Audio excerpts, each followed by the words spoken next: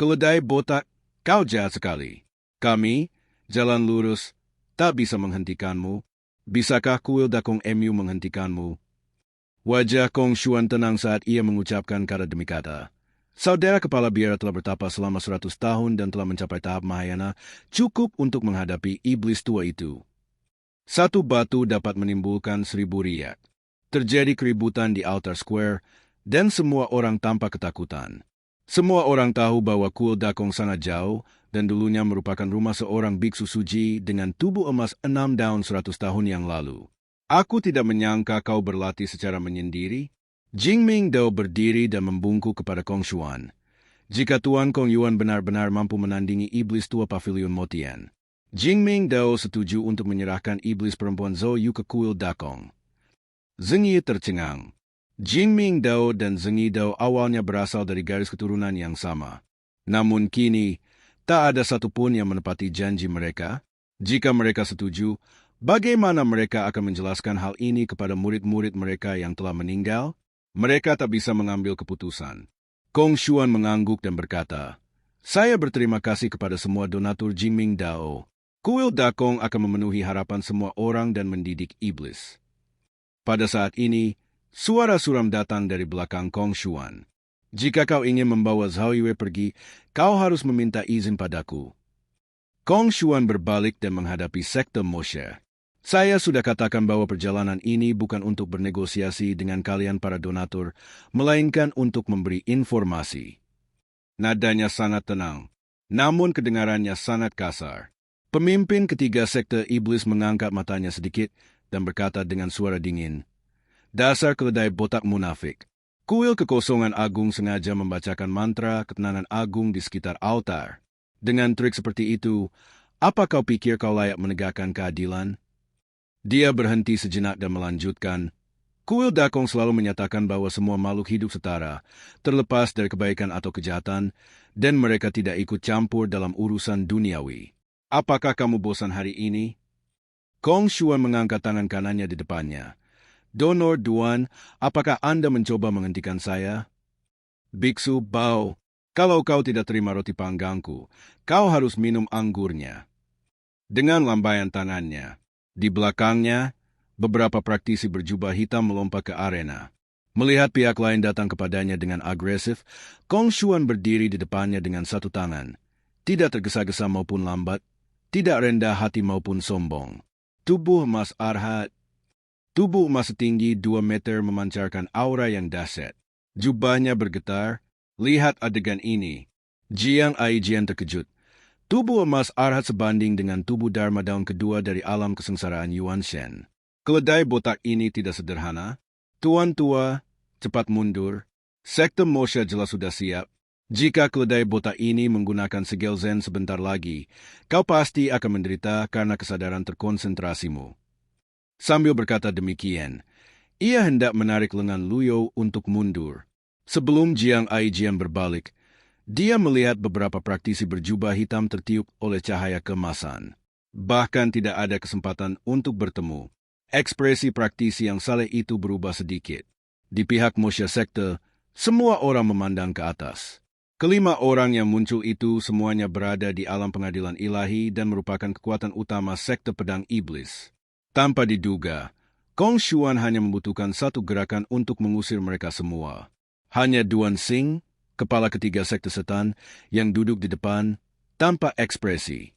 Dia menatap Kong Xuan di lapangan, dan tatapan membunuh terpancar di matanya. Kong Xuan ternyata memiliki tingkat kultivasi yang sangat tinggi. Jika kepala biara Kong Yuan ada di sini, apa yang akan terjadi? Tanya seorang praktisi Jingming Dao. Dalam ingatan Lu Zhou, kuil dakong memang jauh dari urusan duniawi. Kuil dakong jarang muncul dalam berbagai peristiwa besar dunia spiritual masa lalu. Konon, kepala biara kuil dakong adalah seorang jenius dalam Buddhisme Zen. Begitu terobsesi dengannya sehingga ia pernah dikabarkan mencapai pencerahan instan. Namun, rumor hanyalah rumor. Saat itu, Zhao Yue bertemu Kongming dari kuil dakong, dan terjadilah perselisihan yang menyebabkan kematian Kongming di tangan Zhao Yue. Seandainya ia benar-benar mencapai alam suci Suantian, akankah ia mengampuni Zhao Yue? Sekarang kuil Dakong telah campur tangan dalam upacara tersebut. Jelaslah bahwa kuil Dakong menganggap Paviliun Motien sebagai musuh. Duan Xing, pemimpin ketiga sekte pedang iblis, melirik bawahannya yang telah gugur dan berkata dengan tenang, Kong Xuan, jangan berbasa-basi. Kaulah yang memindahkan para tetua dari Dao Cahaya Murni dan Dao Ortodoks, kan? Kong Xuan menggelengkan kepalanya. Kuil Dakong melakukan segala sesuatunya secara terbuka dan jujur. Mengapa mereka perlu menggunakan cara seperti itu? Terbuka dan jujur? Biksu dengan tongkat di luar altar itu dari kuil Dakong MU, kan? Tanya Duan Xing tidak setuju. Sepertinya Donor Duan memiliki kesalahpahaman yang mendalam tentang kuil Dakong. Jika Donor Duan ingin menghentikannya, aku hanya bisa menemaninya sampai akhir. Kedua belah pihak berada di ambang pertarungan. Pada saat yang sama, Jiang Aijian terkekeh pelan. Pak Tua, bukankah itu yang kukatakan? Sikap Chen Wenjie si penggila pedang itu tidak jelas. Dia telah membunuh banyak guru Jiming Dao dan Zengi Dao. Dia bahkan berani maju. Kedua Dao itu pasti ingin menghancurkannya menjadi abu. Luyo bertanya dengan ragu, posisi Chen Wenjie tidak jelas? Pak Tua, tolong pertimbangkan untuk menjual pedang itu kepadaku. Aku akan menjawab apapun yang ingin kau tanyakan. Jiang Aijian mengangkat tangannya untuk menutup mulutnya dan berbisik. Aku juga tahu siapa istri Zhang Yuanshen, pemimpin sekte Zengi, yang berselingkuh. Setelah mengatakan itu, ia mengerjap ke arah Luyo, seolah-olah tak ada yang tak diketahuinya di dunia ini. Luyo terdiam, wajah tuanya tanpa ekspresi. Sudah berapa kali si tua bangka Zhang Yuanshen ini menghinaku? Apakah lampu hijau ini ditakdirkan oleh takdir? Batuk-batuk. Luyo menyingkirkan pikiran acaknya dan terus memperhatikan perubahan di lapangan. Duan Xing dari sekte Mosha perlahan berdiri dan mengangkat tangannya, dan bawahannya di belakangnya dengan hormat mengambil jubah hitam itu. Duan Xing muncul di hadapan semua orang, seorang pemuda berwajah panjang, mulut runcing, dan mata dingin. Keledai botak, kau ingin membawa Zhao Yue pergi. Aku tidak setuju. Kata-kata itu jatuh. Sosok Duan Xing menghilang di tempat. Detik berikutnya, dia muncul di depan Kong Xuan. Alam kesengsaraan spiritual. Hanya perlu satu pandangan untuk mengetahui bahwa ini adalah master. Wajah semua orang berubah drastis. Aku tak menyangka akan bertemu dengan seorang master alam kesengsaraan jiwa di sebuah upacara altar suci yang begitu kecil.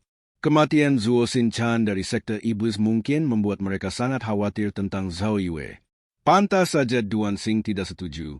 Zuo Xin Chan adalah satu-satunya penguasa alam kesengsaraan jiwa yang telah mencapai tingkat teratai emas 4 daun melalui latihan Zen iblisnya dalam 100 tahun terakhir. Namun ia meninggal di pavilion surga iblis. Bagaimana mungkin mereka tidak marah? Tubuh emas Arhat. Kong Xuan mengaktifkan kembali tubuh emasnya. Jubah itu berkibar karena energi.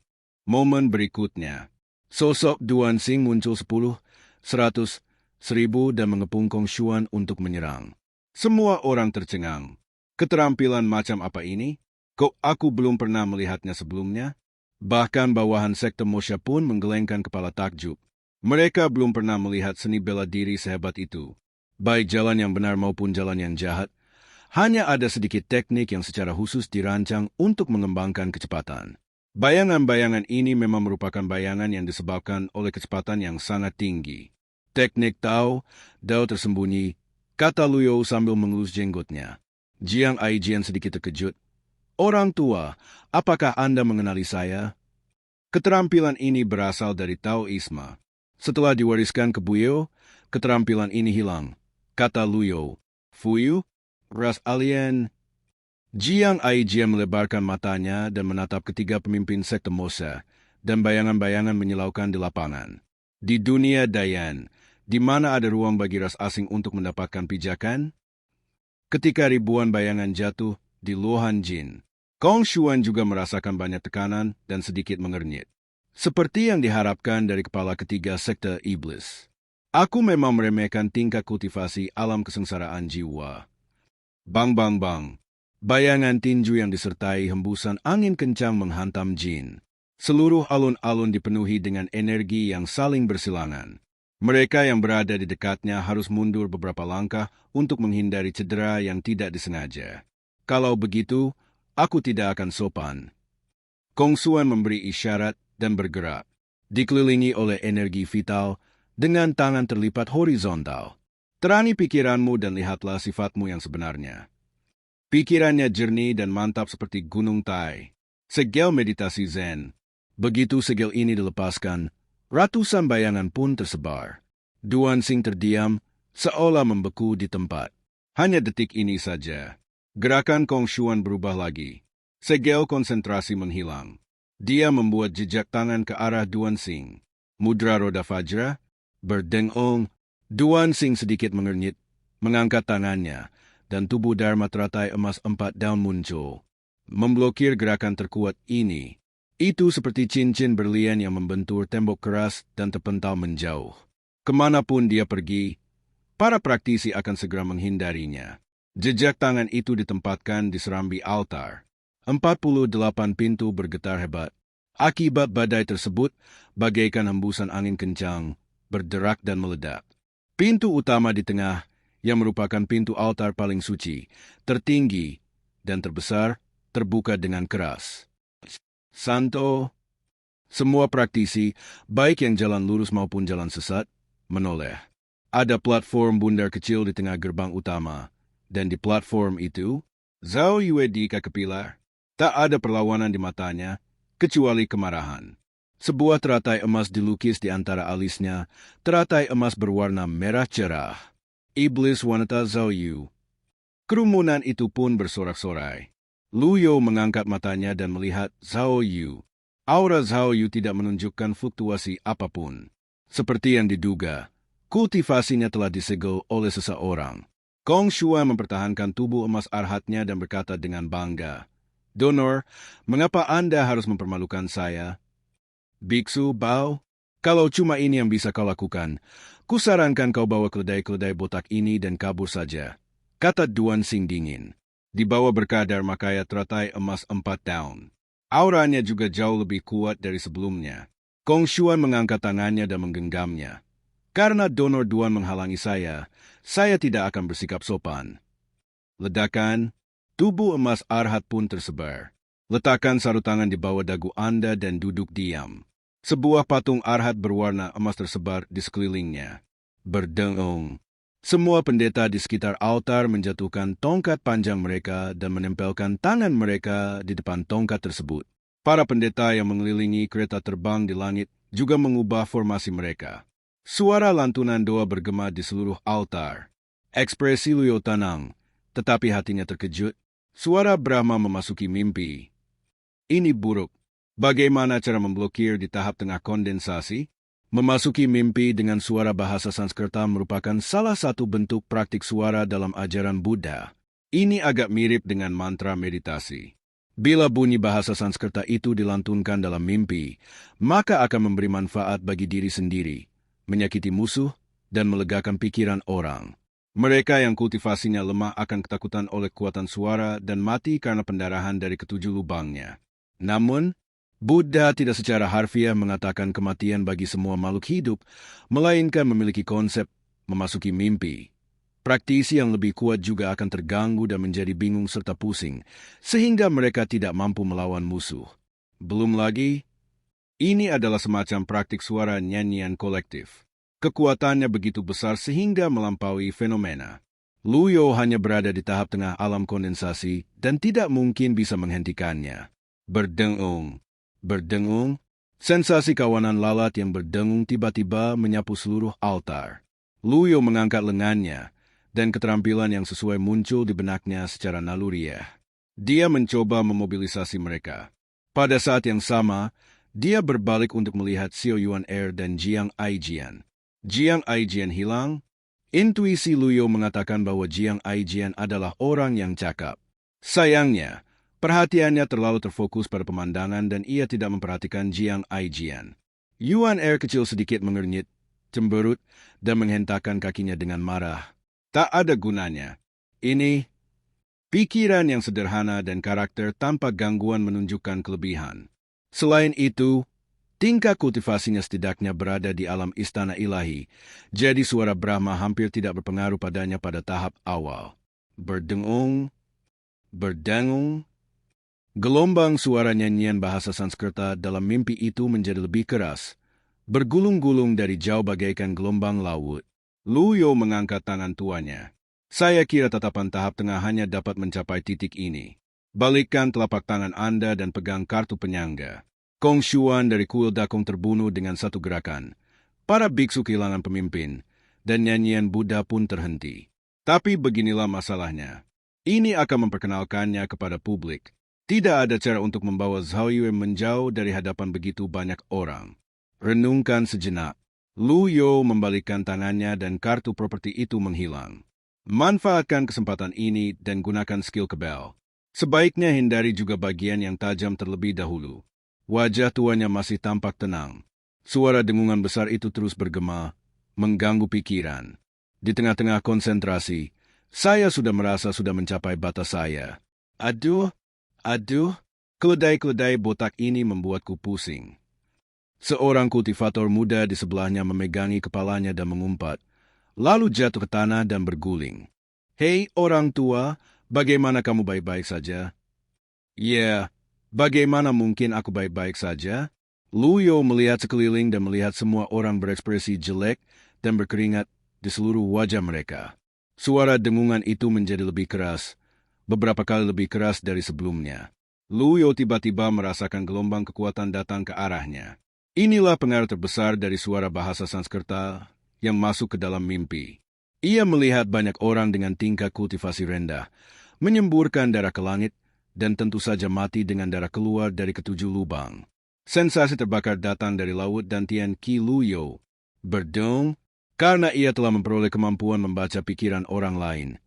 Ia tahu bahwa pikiran semua makhluk di 3000 dunia besar adalah sama, seolah-olah mereka adalah satu dunia. Karena ia telah memperoleh kebijaksanaan telinga ilahi yang tak terhalang dan kekuatan supernatural, ia bebas mendengar suara apapun di wilayah manapun, entah ia mau atau tidak. Karena telah mencapai kebijaksanaan dan pemahaman Dharma, ia mampu membabarkan Dharma tanpa halangan, mengangkat awan Dharma, dan menurunkan hujan Dharma. Dengan suara-suaranya yang menakjubkan, ia mencerahkan dan menuntun orang-orang menuju pencerahan, sehingga mereka dapat mencapai kemurnian dan pembebasan. Lu Yo terkejut. Ia tidak mendengar senandung nyanyian Buddha dalam mimpinya. Sebaliknya, isi buku surgawi bergema. Volume karakter manusia dari 3 jilid buku surgawi. Setelah rasa terbakar di laut Qi dan Tian menghilang, muncullah rasa sejuk yang samar-samar. Dari dantian ke perut, lalu ke rongga dada, melalui jantung dan langsung ke otak. Lu Yo sekarang sangat sadar. Suara bahasa Sanskerta memasuki mimpi itu muncul lagi. Dia melihat sekelilingnya dan melihat sebagian besar praktisi sudah tergeletak di tanah. Kesakitan luar biasa. Praktisi lainnya hanya bisa berdiri dan tidak dapat bergerak. Para pendeta di sekeliling altar memejamkan mata, menangkupkan kedua telapak tangan, dan melantunkan mantra makin cepat. Hanya tubuh teratai emas berdaun 4 yang mengapung di tengah alun-alun yang berdiri megah di atasnya. Xiao Yuan juga duduk di tanah. Dia tidak terluka parah, hanya merasa kesal. Zhao Yu langsung pingsan. Kepala ketiga sekte Moshe, seorang master alam kesengsaraan jiwa teratai emas 4 daun, memandang jubah yang dikenakan biksu Kong Xuan. Sinar cahaya kemasan terus terlipat. Tubuh emas arhat. Melihat Duan Xing masih bertahan, Kong Xuan meningkatkan cahaya tubuh emasnya. Tubuh emas arhat, ganda, keledai botak, inikah yang kau sebut menyelamatkan semua makhluk hidup? Haha, lucu sekali. Duan Xing menggunakan tubuh Dharma 4 daunnya untuk menyerang tubuh emas arhat. Ledakan, tabrakan paksa. Getaran hebat itu menyebabkan seluruh lapangan altar bergetar. Seolah-olah seluruh ruang terdistorsi. Duan Xing Daoin melakukan sihirnya, dan gambaran tubuh Dharmanya berkelebat di sekitarnya. Para praktisi yang masih sadar menatap Dharmakaya berdaun 4 dengan ngeri. 4 bayangan muncul di tubuh emas arhat. Di bawah berkat 4 cahaya kemasan. Kekuatan suara bahasa Sanskerta dalam mimpi telah dimaksimalkan. Bersamaan dengan itu, dimulailah upacara dengan meriah diiringi nyanyian serempak dari banyak biksu. Ledakan, tubuh Dharma 4 daun Duansing menghilang. Seluruh orang itu terbang keluar dan mendarat di formasi persegi tempat sekte Mosha berada. Bang! Duansing mengangkat tangannya dan menekan titik akupuntur untuk mengendalikan luka-luka yang disebabkan oleh kekuatan suara dan menatap tajam ke arah Kong Xuan yang tengah menunjukkan kekuatan hebat di lapangan. Keledai botak, kuat sekali. Ia menopang dirinya di tanah dengan satu tangan. Wajahnya berubah garang. Ia ingin bergerak, tetapi tak bisa. Efek mengejutkan dari suara Sanskerta yang memasuki mimpinya terpancar ke seluruh altar. Mata Kong Xuan jernih, dan tubuhnya melayang, bersinar dengan cahaya keemasan. Apa yang akan dia lakukan? Kenapa tidak berhenti? Dia sudah menang. Pada saat ini, tidak jauh di belakang biksu tua Kong Xuan, terdengar suara berat yang tidak terpengaruh oleh nyanyian Buddha dalam mimpi. Cukup. Kong Xuan terkejut. Siapa lagi yang keberatan? Dia mengendalikan tubuh emas itu dan perlahan berbalik. Dia melihat seorang lelaki tua berjalan menuju altar dengan santai. Tidak tergesa-gesa dan tidak lambat, tidak rendah hati dan tidak sombong. Luyo mengelus jenggotnya dengan tenang dan berkata, "Agama Buddha selalu mengajarkan untuk tidak membunuh, tapi hari ini kau melanggar larangan membunuh. Apakah itu perintah kepala biara Kong Yuan dari kuil Dakong, atau idemu sendiri?" "Donor, kok kamu baik-baik saja?" Meskipun biksu Kong Xuan penuh percaya diri dan berpengetahuan luas, ia masih kagum dengan ketenangan orang tua di depannya.